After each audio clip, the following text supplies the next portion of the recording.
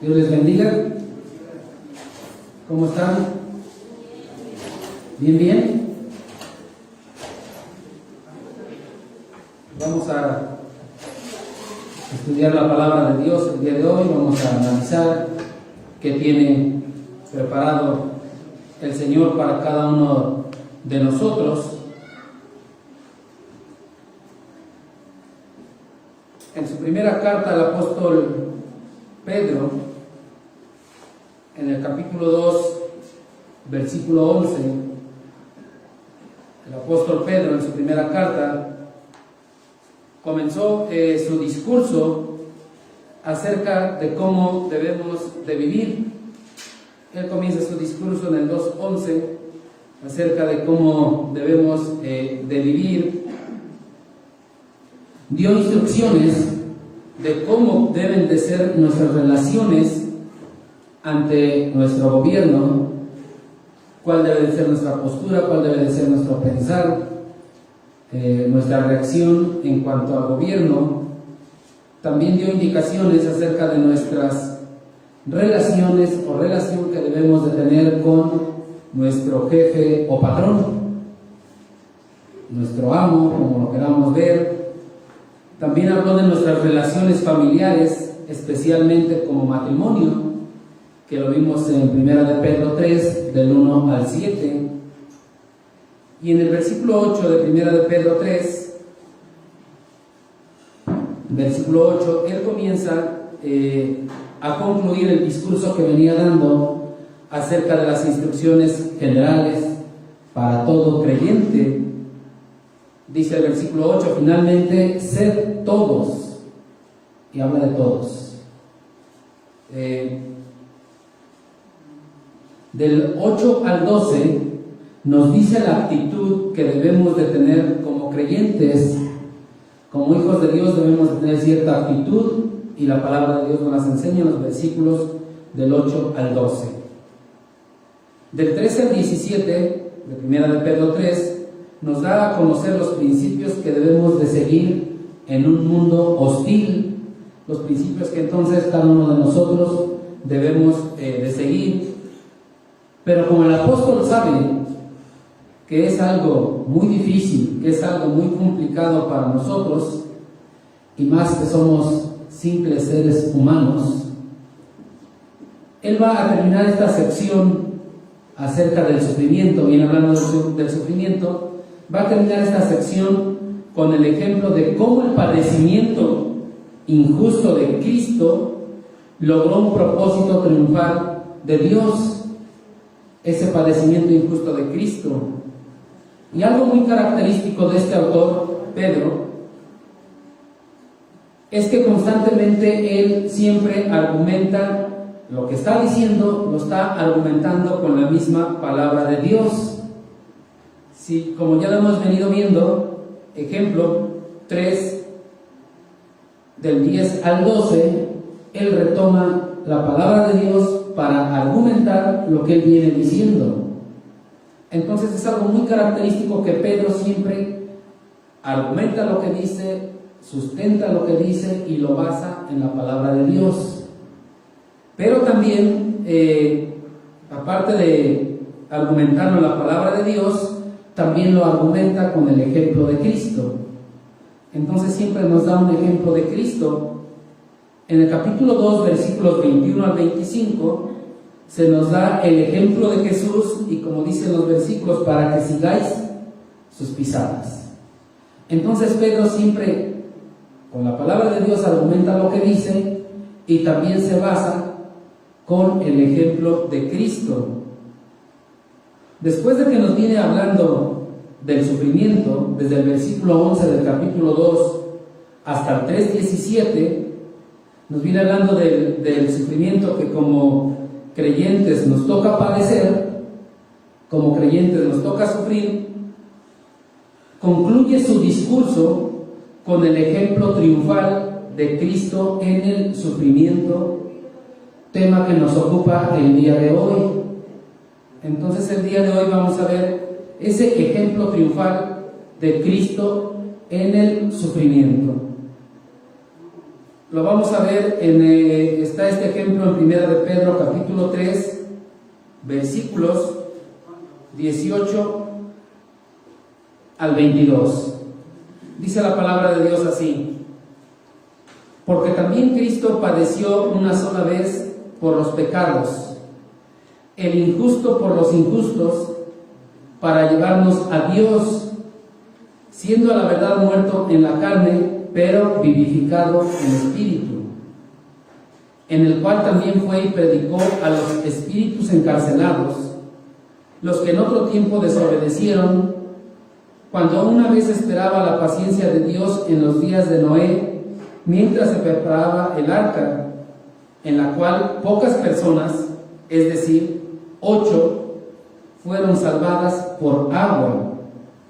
El bautismo que corresponde a esto ahora nos salva, no quitando las inmundicias de la carne, sino como la aspiración de una buena conciencia hacia Dios, por la resurrección de Jesucristo, quien habiendo subido al cielo está a la diestra de Dios, y a él están sujetos ángeles, autoridades y potestades.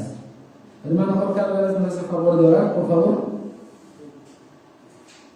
Vamos a orar. Bendito Padre Celestial, te damos gracias, Señor, por un día más de vida que nos das, Señor, por permitirnos, Padre, bendito estar reunidos aquí en tu casa, Señor, en el mismo sentir, y con el solo propósito de honrar y glorificar tu santo nombre.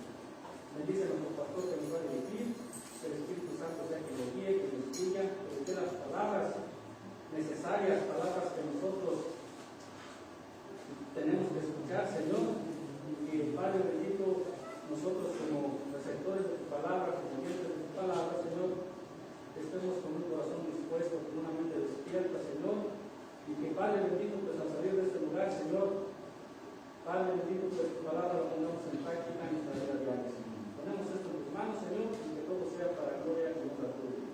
Oramos en el nombre de Cristo Jesús. Amén. Amén. Muchas gracias, hermano. Con la finalidad de que este ejemplo sea más enriquecedor, el ejemplo de Cristo en el padecimiento, en el sufrimiento, Pedro nos va a dar a conocer 4 elementos de ese bendito resultado de la injusticia en la cruz. 4 elementos de la victoria del Señor ante el sufrimiento, que son los que vamos a ver en los versículos que ya leímos.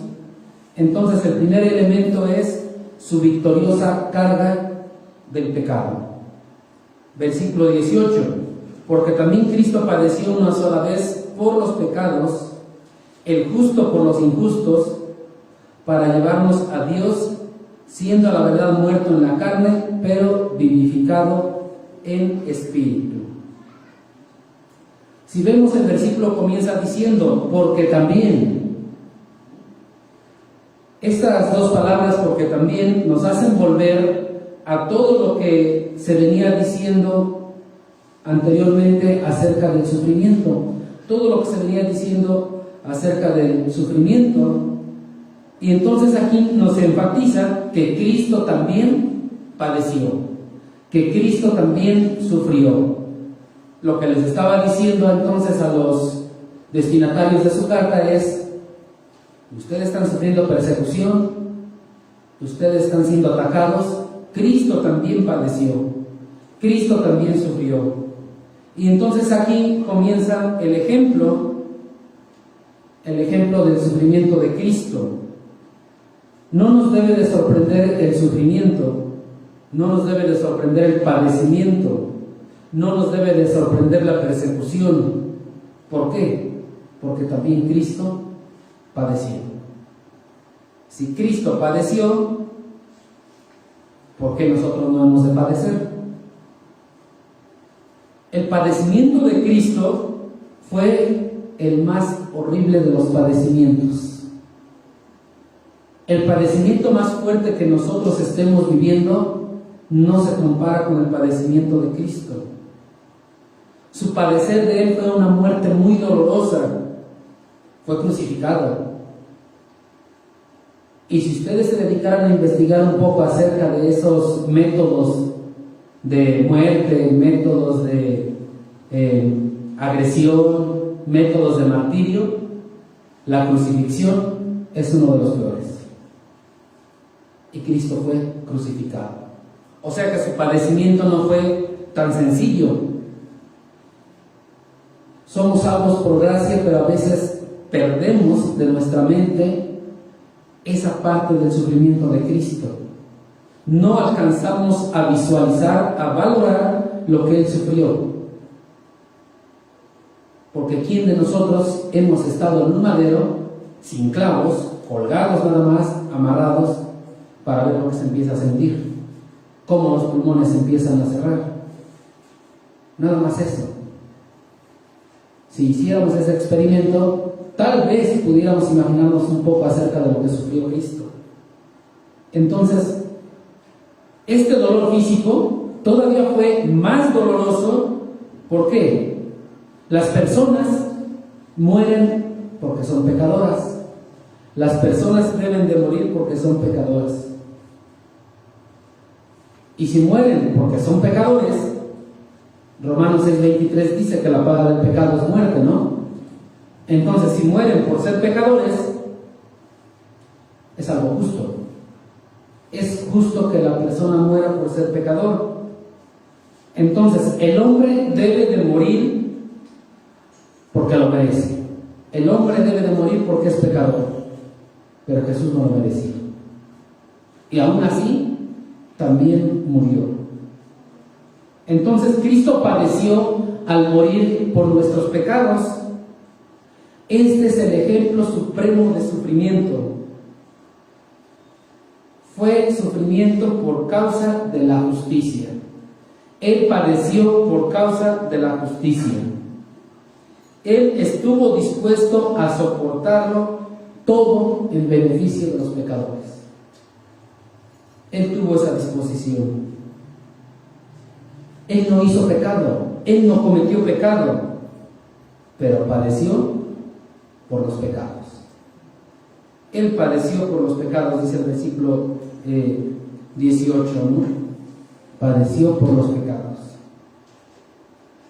Recordemos que en el Antiguo Testamento se sacrificaban animales para simbolizar la necesidad de expiar el pecado por medio de la muerte de un sustituto inocente. Había ciertas características para estos animales, pero en el Nuevo Testamento se presenta a Cristo como un sacrificio perfecto. Se presenta a Cristo como un sacrificio santo, un sacrificio que cumplió con la realidad de expiar a todos los pecadores, porque es el sacrificio perfecto de Cristo. ¿Cuántas veces es necesario sacrificar a Cristo? Dice el versículo 18, una sola vez. Una sola vez. Hebreos 9:28 nos dice que fue ofrecido una sola vez para llevar los pecados de muchos. Entonces, fue una sola vez porque el sacrificio de Cristo tiene validez perpetua, validez por la eternidad. No requiere una repetición de sacrificio como se hacía en el Antiguo Testamento, muchas veces con animalitos. Si recordamos cuando estudiamos el Evangelio de Mateo, se nos dijo que en la celebración anual de la Pascua se sacrificaban aproximadamente 250,000 corderos, 250,000 ovejas se sacrificaban, y que el río que pasaba ahí ya no era de agua, era de sangre, por todo lo que se sacrificaba, y se sacrificaban cada año. Pero con Cristo fue una sola vez. ¿Por qué una sola vez? ¿Por qué no hay necesidad de hacerlo otra y otra y otra vez? Dice el versículo 18, el justo por los injustos.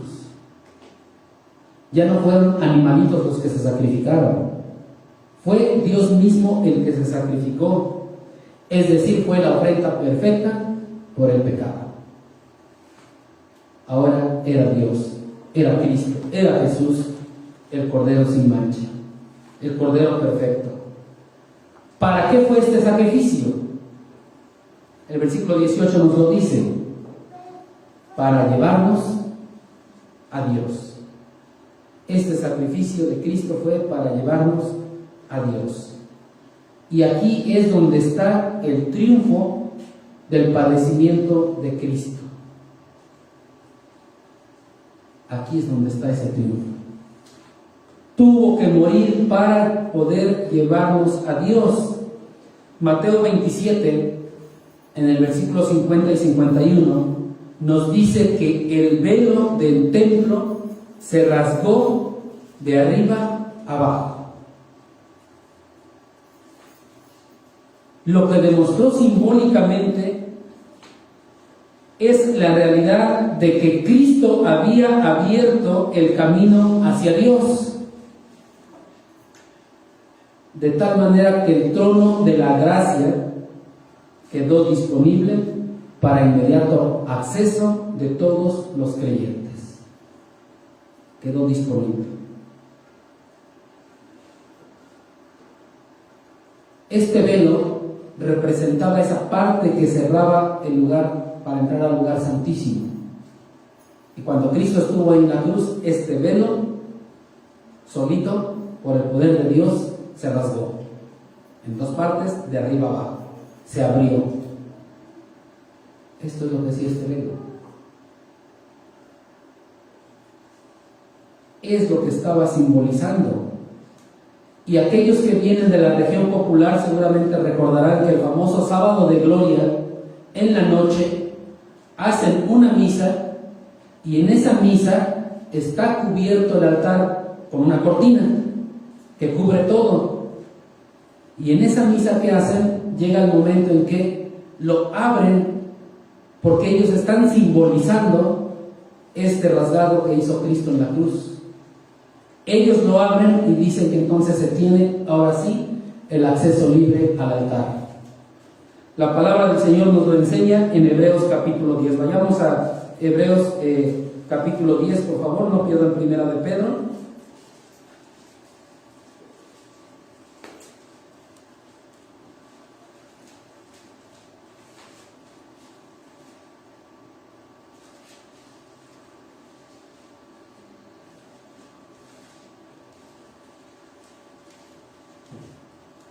En el capítulo 10 de Hebreos, versículo 19, con el triunfo del padecimiento de Cristo, nos dice de lo que podemos disfrutar.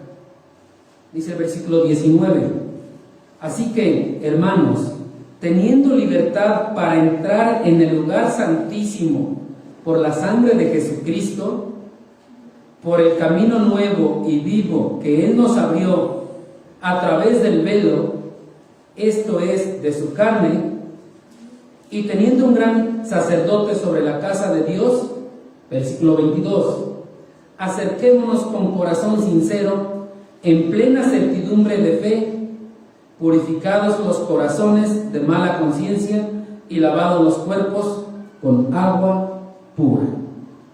Entonces nos podemos acercar confiadamente a Cristo, nos podemos acercar confiadamente a Dios y podemos disfrutar de esto por el sacrificio perfecto de Cristo, quien rasgó ese velo.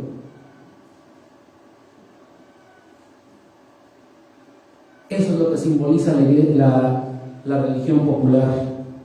Desgraciadamente ellos han malinterpretado muchas cosas de esto y dicen que quien muera en esos días de la Semana Santa, que no corresponde para nada a las fechas y todo, se va directo al infierno. Ese es su pensamiento, es la idea de ellos. Pero bien sabemos que el que cree en Cristo es salvo y tiene la vida eterna. O sea, no importa el día que mueras, si has aceptado a Cristo, vas a disfrutar de la vida eterna. Esos son los errores que a veces se cometen. Entonces, para que Cristo pudiera llevarnos a Dios, tuvo que ser sacrificado, tuvo que ser muerto. Lo dice el versículo 18 de Primera de Pedro 3. Y esto es una frase verídica, es una realidad. Dice el versículo 18, siendo a la verdad muerto en la carne. siendo a la verdad muerto en la carne. No hay duda entonces, por eso dice siendo la verdad, el apóstol Pedro lo está enfatizando, no deja duda de que la vida física de Jesús terminó en la cruz. La vida física de Jesús terminó en la cruz. Esto está reafirmado por los verdugos romanos. Los verdugos romanos son los que quebraron las piernas de los dos ladrones que fueron crucificados al lado de Jesús. Pero no se molestaron en hacerlo con Jesús. ¿Por qué? Porque él ya estaba muerto. Él ya estaba muerto y no hubo necesidad de quebrarle las piernas. ¿Por qué les quebraban las piernas? Porque algunos todavía estaban aguantando el dolor, todavía estaban vivos y se impulsaban con las piernas para poder respirar un poco. Al quebrarle las piernas quedan totalmente colgados y morían. Pero Cristo ya estaba muerto y entonces estos verdugos ya no lo hicieron con Cristo. Ya estaba muerto. Esto nos confirma la muerte física de Cristo.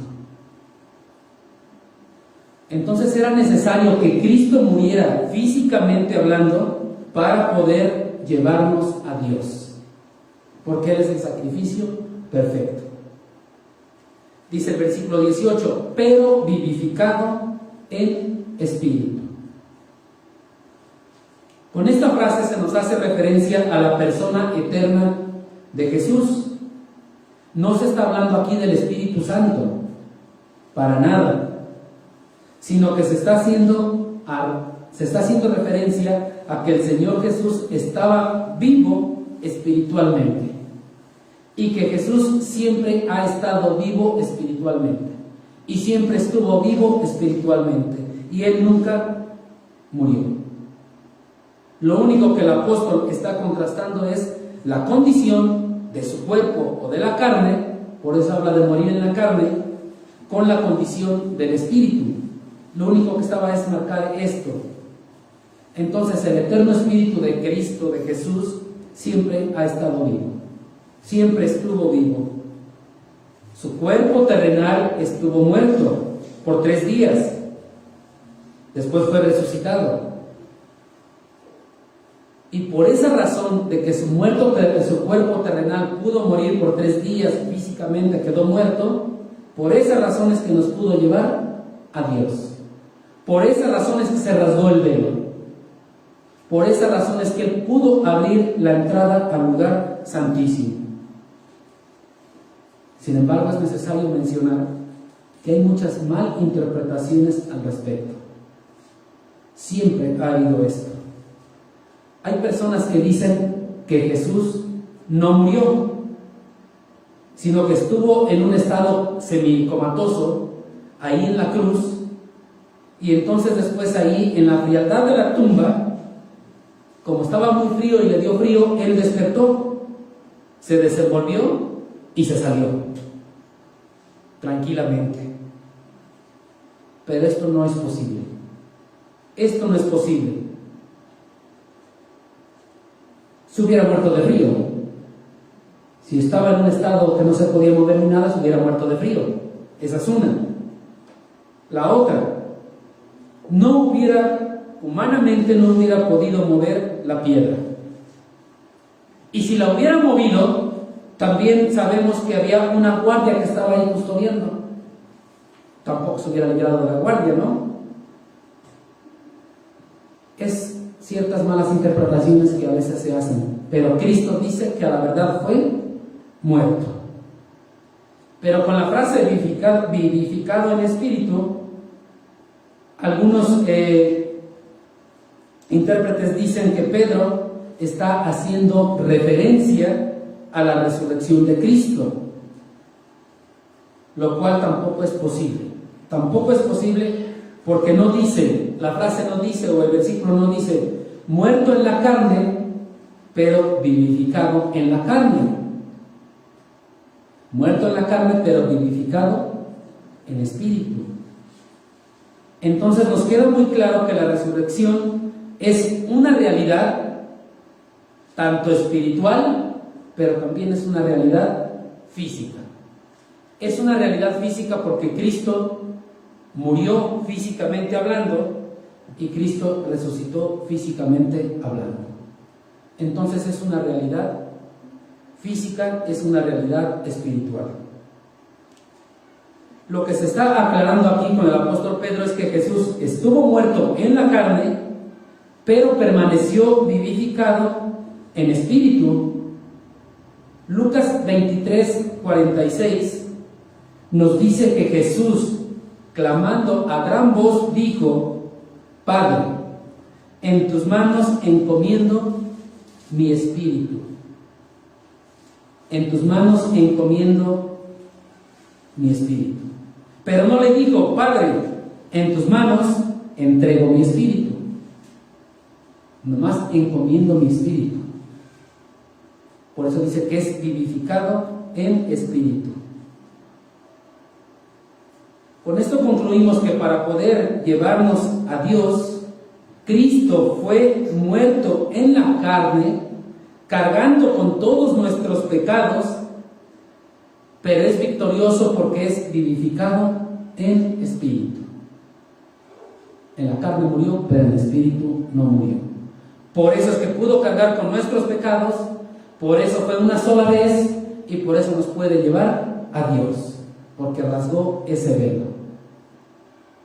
Ahora sí que Él nos dio el acceso directo a Dios, nos dio el pase directo. ¿Qué pasa si nosotros quisiéramos ir a hablar con un alto mandatario? ¿Por cuántos filtros tenemos que pasar para ver si nos atiende?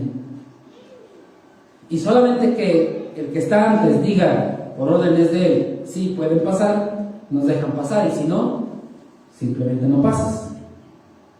Y si no, intenten ir a ver al presidente de la República y van a ver todo el proceso. Cristo es el que nos dio el pase directo. Y esa es la victoria de Cristo, cargó con nuestros pecados. Fue el sacrificio perfecto.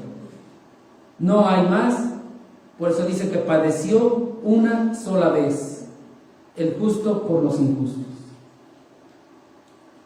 Este es el primer elemento. Vamos a pasar al segundo elemento y vamos a ver el sermón victorioso de Cristo. El sermón victorioso de Cristo, versículo 19 de Primera de Pedro, en el cual también fue y predicó a los espíritus encarcelados. Este es el sermón victorioso de Cristo, el cual llevó a cabo en espíritu. Este sermón fue realizado en espíritu. El versículo 19 comienza diciendo, en el cual también, es decir, en el espíritu. Si juntamos un poquito el 18 y el 19 dice, siendo a la verdad muerto en la carne, pero vivificado en espíritu, en el cual también, es decir, en ese espíritu vivificado, ya lo mencionamos, siempre estuvo vivo. En ese espíritu vivo fue y predicó. Fue y predicó. Es decir, mientras su cuerpo físico estaba muerto ahí en la tumba, en su espíritu fue, se trasladó de un lugar a otro y predicó. Y lo pudo hacer simplemente porque estaba vivo. Si hubiera estado muerto espiritualmente, tampoco lo hubiese hecho. Entonces, mientras el cuerpo estaba ahí, él fue a hacer esto. ¿A quién predicó? A los espíritus encarcelados. A ellos les predicó. ¿Qué es lo que les predicó? ¿Qué es lo que les dijo? Es lo que vamos a ir desarrollando ahorita. El versículo 19 y 20 que tenemos aquí en Primera de Pedro 3 son muy controversiales. Hay malas interpretaciones, hay muchas cosas que cada quien va diciendo. Entonces hay bastantes interpretaciones erróneas. Lo que vamos a realizar ahorita es analizarlos, dando a conocer nuestra postura que como iglesia debemos de tener en cuanto a esto que vamos a analizar ahorita, versículos 19 y 20. Y esto que vamos a ver está basado en el texto, que siempre debe de estar dentro de su contexto para evitar esas malas interpretaciones. Entonces, hay personas que enseñan que Cristo, después de morir en la cruz, descendió al infierno y dio una segunda oportunidad a los muertos. Incluso hay quienes se han atrevido a decir que Judas, el que le traicionó, el que lo entregó, es salvo. Hay gente que se ha atrevido a decir esto en base a estos versículos. Sin embargo, todo esto no concuerda con el resto de las Sagradas Escrituras. Ahora vayamos, por favor, a Hebreos capítulo 9. Estamos ahí cerca de Hebreos. Un versículo muy conocido, Hebreos 9, 27. Dice la palabra de Dios en Hebreos 9, 27. Y de la manera que está establecido para los hombres, ¿para quiénes? ¿Para cuántos hombres? Para todos los hombres que mueran una sola vez y después de esto, el juicio. Entonces, no hay segundas oportunidades. Entonces, no existe el purgatorio, que muchas veces en la región popular se ofrecen rezos para que salgan las almas del purgatorio. No existe el purgatorio. Otra parte que hablan para los niños pequeños, el limbo o algo así, tampoco existe. No hay posibilidad de ser salvos después de la muerte. Es decir, te arrepientes y crees en Jesús en esta vida, con todo tu intelecto, con todo tu corazón. Pero muerto ya no puedes. Ya estás muerto. Incluso 2 Corintios capítulo 6, versículo 2 nos dice: he aquí ahora el tiempo aceptable, he aquí ahora el día de salvación. Es decir, este es el momento en el cual debemos de aceptar a Cristo como Señor y Salvador.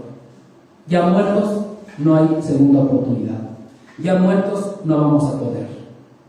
Entonces, el purgatorio no existe, no lo vamos a encontrar en la Biblia. No existe para nada. He aquí el versículo 9:27 de Hebreos que nos dice esto. Entonces no existe. Ahora, el texto nos dice que predicó a espíritus encarcelados. Esto quiere decir que no predicó a seres humanos, sino a espíritus encarcelados. También nos está aclarando que no a todos los espíritus, sino a los que, a los encarcelados, a los que desobedecieron en los días de Noé, como lo dice el versículo 20. Lo cual viene retomado toda esta historia en los capítulos 6, 7, 8 y 9 de Génesis. Nos dice que fueron encarcelados en un lugar diferente en comparación con algunos otros espíritus en otros tiempos. Entonces, la palabra espíritus en el Nuevo Testamento, cuando es en plural, normalmente y como una generalidad lo podemos decir, se refiere siempre a seres angelicales. No se refiere a los humanos. Esto denota que Cristo predicó a seres angelicales encarcelados que desobedecieron en los tiempos de Noé. A esos fue y a esos les predicó. Ahora, otra cosa. Por eso dicen que fue y que predicó y que hay una segunda oportunidad, por la palabra que menciona aquí, predicó. La palabra predicó o la palabra predicar normalmente se nos viene a la mente de inmediato cuando escuchamos esto a una persona que está compartiendo el evangelio a otra persona o a otras personas para salvación. Es que está predicando, es que fue a predicar, y esto se nos viene a la mente. O cuando es que él está predicando, se nos viene a la mente que está alguien enfrente en un púlpito predicándole a un grupo de creyentes, exponiendo la palabra de Dios. Pero en griego la palabra predicar significa pregonar, significa anunciar. No necesariamente dar el evangelio o enseñar una segunda oportunidad para salvación a los espíritus. Entonces, aquí nos dice predicó, pero podemos decir que Jesús fue y pregonó. Jesús fue y anunció. No fue el texto griego en el original de 1 de Pedro 3, 19 y 20, no aparece el vocablo evangelizar. Él no fue a evangelizar. Él fue a anunciar. Entonces va a un lugar que es real para hacer el anuncio de su triunfo. Fue a los seres cautivos antes de resucitar al tercer día. A eso fue, a anunciar algo, no fue a evangelizar. Cristo fue a proclamar, a hacerlo como un heraldo, fue a proclamar su victoria sobre el pecado, sobre la muerte, sobre el infierno, sobre los demonios y sobre Satanás. Eso fue a decirles a estos espíritus encarcelados. Nunca fue a predicar o a evangelizar a seres humanos muertos. Fue con los espíritus encarcelados. Ahora, es necesario ir entonces a Génesis capítulo 6. No pierdan Primera de Pedro. Y ahora nos vamos a Génesis 6.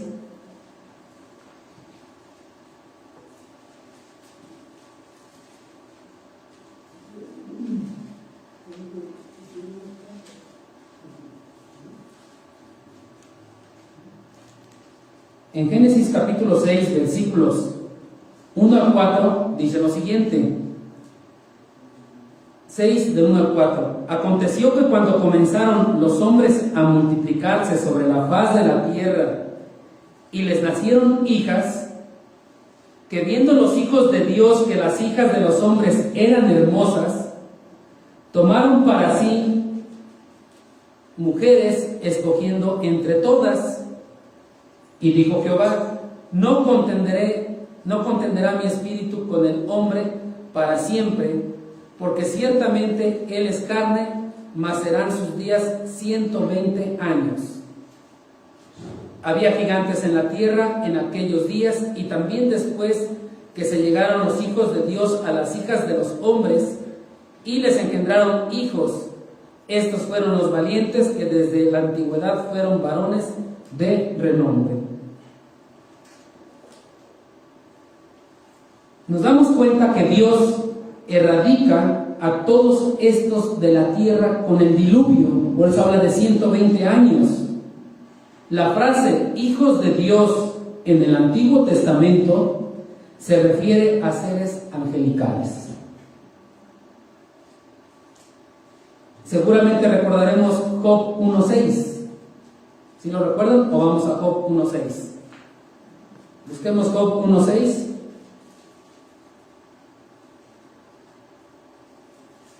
Vuelvo a recordarles, no pierdan Primera de Pedro. Dice la palabra de Dios en Job 1.6. Un día vinieron a presentarse delante de Jehová los hijos de Dios, entre los cuales vino también Satanás. Entonces los hijos de Dios en el Antiguo Testamento, y con esta frase nos damos cuenta que siempre va a hacer referencia a seres angelicales. Si no Primera de Pedro Génesis diría hijos de los hombres, pero habla de hijos de Dios, no habla de hijos de los hombres. Ahora, en Génesis 6 dice que esos seres angelicales se mezclaron. Se mezclaron de alguna manera que no se nos especifica cómo, no sabemos exactamente cómo, pero se mezclaron con las hijas de los hombres, creando una raza irredimible. Actuaron de una manera tan perversa estos seres angelicales que desafiaron a Dios al dejar su mundo espiritual para entrar a la esfera humana. Dejaron su naturaleza. Seguramente recordamos cuando Satanás entró al Edén. ¿Cómo entró Satanás? En forma de un animal, en forma de una serpiente. Lo vemos ahí en Génesis 3:1. Entonces aquí en Génesis capítulo 6 vemos ahora a demonios morando en personas. Demonios morando en personas. De una u otra manera se relacionaron con las mujeres, con las hijas de los hombres. Y para que puedan estar los demonios así, solamente lo pueden estar o es posible si moran en cuerpos humanos, como allá en Génesis 19:1. Recordemos la historia de Génesis 19:1, si la recuerdan, de unos ángeles, unos varones, y que le dijeron a Lot: permíteme estar con esos varones, y eran ángeles. Es la única forma en la que puede estar. Entonces aquí, por lo de Génesis 6, es evidente que nacieron hijos de esas uniones. 6:4 de Génesis nos habla de esto. Había gigantes en la tierra en aquellos días.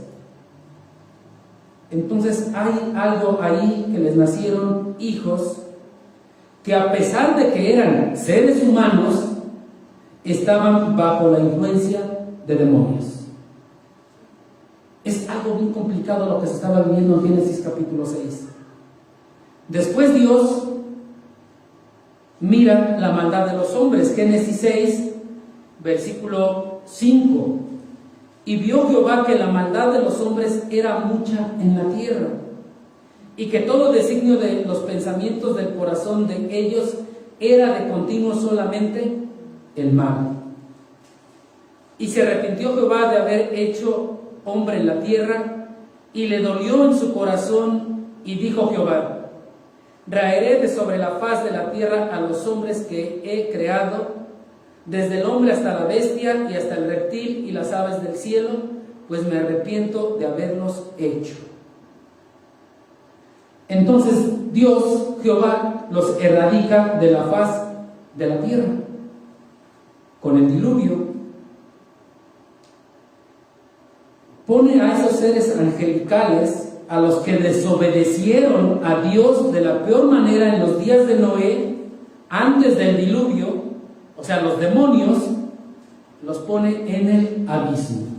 Por eso habla de encarcelados. Los pone en el abismo. Y esto es algo que tanto el Nuevo Testamento nos lo enseña. Los pone en el abismo. Seguramente recordamos allá en Lucas capítulo 8, versículo 31, donde vemos a Cristo expulsando a los demonios del Gadareno. ¿Sí recordamos? Después de expulsarlos, estos demonios piden y ruegan a Dios, a Jesús, que no los mandase ir al abismo. ¿Qué le pidieron? Que a dónde fueran echados, a los cerdos, pero no al abismo. Entonces esto nos enseña que el abismo era un lugar que incluso los mismos demonios temían. Era un lugar feo, no era un bonito lugar, porque ellos mismos clamaron a Jesús que no los echaran al abismo. Apocalipsis capítulo 9 nos enseña también que hay un abismo, que hay una cárcel, que hay una prisión para los demonios que desobedecieron en Génesis capítulo 6. Está aclarando qué demonios, qué seres angelicales son los que desobedecieron ahí en el capítulo 6. A esos a los que les fue a pregonar o a anunciar su triunfo. No les fue a evangelizar. No hay segundas oportunidades. Ahora regresamos a 2 de Pedro, capítulo 2.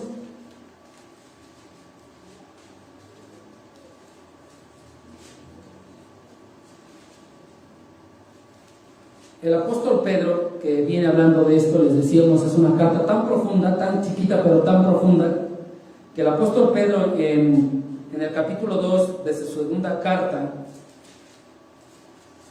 versículo 4, dice: porque si Dios no perdonó a los ángeles que pecaron, sino que arrojándolos al infierno los entregó a prisiones de oscuridad para ser reservados al juicio, y si no perdonó al mundo antiguo, sino que guardó a Noé pregonero de justicia con otras 7 personas, trayendo el diluvio sobre el mundo de los impíos. Y sí condenó por destrucción a las ciudades de Sodoma y de Gomorra, reduciéndolas a ceniza y poniéndolas de ejemplo a los que habían de vivir impíamente. Entonces Pedro sigue mencionando esto, lo sigue mencionando. Aquí no se está tratando de todos los demonios, no se trata de todos los demonios, únicamente se está hablando de los que desobedecieron en los tiempos de Noé. No es a todos, porque recordemos que Satanás anda como león rugiente buscando a quien devorar. Entonces no son todos, nada más son los que desobedecieron en los tiempos de Noé.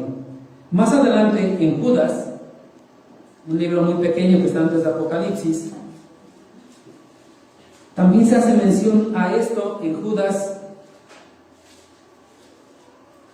versículos 6 y 7.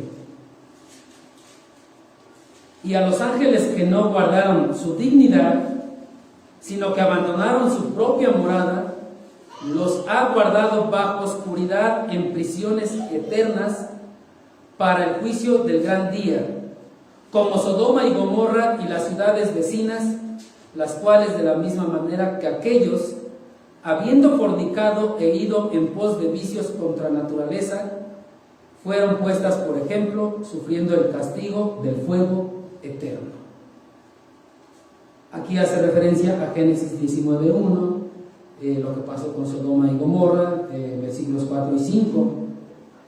Entonces, lo que está argumentando Pedro y Judas es que de la misma manera que los hombres ahí en Sodoma y Gomorra cometieron homosexualidad, porque le decían a la otra, a esos varones que queremos conocerlos, y entendemos muy bien el término conocer aquí, cometieron homosexualidad estos hombres. En Génesis capítulo 6 hubo ángeles, hubo demonios que pecaron contra su propia naturaleza, buscando tener relaciones con los humanos, específicamente con las hijas de los hombres. Ese era el pecado tan grave y tan fuerte que había. Y con esto en la mente, entonces ya podemos entender Primera de Pedro, capítulo 3, versículos 19 y 20, que es en el pasaje en el que estamos. Después de la muerte física de Cristo, Jesús fue y anunció algo a los espíritus encarcelados. La lógica nos dice que en Génesis 6 hubo demonios que pecaron intentando arruinar el plan de Dios, el plan de redención. Por eso ellos se relacionaron con los humanos para crear una raza irredimible y que el plan de redención no se pudiera cumplir. Satanás está para derribar esto, para obstaculizar esto. Y entonces Dios los juzga metiéndolos en una prisión, en el abismo. De esta manera Jesús, al morir físicamente en la cruz y antes de llegar al cielo, pasa por el abismo y les anuncia a estos encarcelados su victoria. Les anuncia a estos demonios diciéndoles: he triunfado, mi padecimiento en la cruz ha ganado. Lo que ustedes intentaron hacer, lo que ustedes intentaron derrocar, no les funcionó. Todo lo que han hecho no les ha funcionado. Yo salvé a los míos. Ni una oveja que me ha dado el Señor he perdido. fue anunciarles la victoria de Cristo. Y la victoria de Cristo todos lo deben de saber. Toda criatura debe de conocer y saber la victoria de Cristo. A esto fue Cristo. No fue a evangelizar, no fue a dar segundas oportunidades. Y desde Génesis capítulo 3, versículo 15, que vemos la primera profecía del Mesías, vemos cómo Dios le advirtió al diablo su destrucción final por parte del Mesías. A partir de este momento, Génesis 3:15, Satanás ha tratado de muchas maneras, de muchas formas, derribar el plan divino de salvación, el plan divino de Dios. Intentó destruir la línea mesiánica. Intentó matar al naciente Mesías. Seguramente vamos recordando todo esto. Ahí en Mateo 2, 16, 18. Tentó a Jesús ahí en Mateo 4 para que abandonara su misión. Incitó a los judíos para que crucificaran a Jesús. Incluso hizo que pusieran una guardia ahí en la tumba para que Jesús no se escapara. Pero no les resultó. Eso es lo que les fue a decir a estos espíritus encarcelados. Les fue, como decimos nosotros, a restregar su triunfo. Les fue a decir: he ganado, aquí estoy, he salvado a todos los míos. Los demonios tal vez estaban celebrando su victoria. Ya la hicimos, ya murió. Pero el mismo Cristo vivo se les aparece ahí en el abismo, diciéndoles: aquí estoy vivo, he triunfado, he ganado. Eso vine a anunciarles, ya me voy con mi Padre. Nomás les vine a decir esto, con permiso, hasta luego. A eso es a lo que fue. No hay segundas oportunidades, no hay otra cosa. Entonces estos espíritus malignos fueron enviados al abismo, porque ellos sobrepasaron los límites de la tolerancia de Dios. Ellos dejaron de servirle, dejaron su estado angelical, llenaron la tierra en los días de Noé con su vileza tan fuerte y tan grave fue su pecado. Se relacionaron con las hijas de los hombres, tan fuerte fue su pecado, que ni por 120 años que duró la predicación de Noé, pregonero de justicia, estos 120 años no les bastaron para convencer a alguien que se arrepintiera. Únicamente fue Noé y su familia. Y de ahí en adelante, nadie más. En esos momentos la tierra estaba invadida por esas corrientes diabólicas.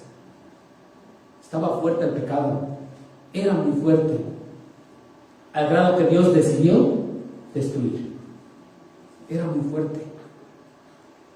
Únicamente Noé y su familia se arrepintieron. Únicamente Noé y su familia creyeron en Dios, y únicamente Noé y su familia escaparon del juicio de Dios. Entonces estos espíritus pensaron que con la muerte con la muerte de Cristo en la cruz, habían ya logrado derribar el plan divino de redención. Pensaron que ellos ya lo habían logrado, pero Jesús aparece en medio de ellos y se los aclara, se los dice y les anuncia su triunfo. Les predicó su triunfo, los exhibió públicamente, triunfando sobre ellos en la cruz, así como lo dice Colosenses 2:15. Los exhibió públicamente, triunfó sobre ellos en la cruz. Con su muerte, con su padecimiento, Él triunfó. Por eso nuestro tema del día de hoy es el ejemplo triunfal de Cristo en el sufrimiento. Porque ese padecimiento fue para triunfar. Al inicio les mencioné que vamos a ver cuatro elementos de la victoria de Cristo, cuatro elementos de esto, cuatro elementos que nos muestran el triunfo de Cristo en el sufrimiento. 4 elementos que nos dan este ejemplo. ¿Cuántos hemos visto? ¿Faltan? Nos ponemos de pie para orar y los vemos la siguiente semana, porque están muy profundos y nos van a dar aquí las 2 de la tarde si continuamos, y nos va a dar el sueño. Mejor nos ponemos de pie para orar y terminar, y la siguiente semana veremos los 2 otros elementos que demuestran la victoria de Cristo. Padre Santo, en esta tarde te damos gracias una vez más, Padre, que nos instruyes con tu palabra, nos enseñas, Padre bendito, y sobre todo nos das el ejemplo de Cristo, el ejemplo en el cual Cristo padece, sufre hasta la muerte, pero también triunfa. Triunfa ante esas huestes espirituales de maldad, triunfa ante esa maldad que hay en las regiones celestes, como tu palabra lo dice. Y Padre, que este triunfo, que este padecimiento de Cristo, este ejemplo, nos dé fortaleza, nos dé ánimo para seguir adelante, nos dé ánimo para servir al Dios Todopoderoso y nos ayude, Padre bendito, a seguir adelante, Padre. Te damos gracias, Padre bendito, en esta tarde, Padre bendito, en el nombre de Cristo Jesús. Amén. Muchas gracias, Dios les bendiga.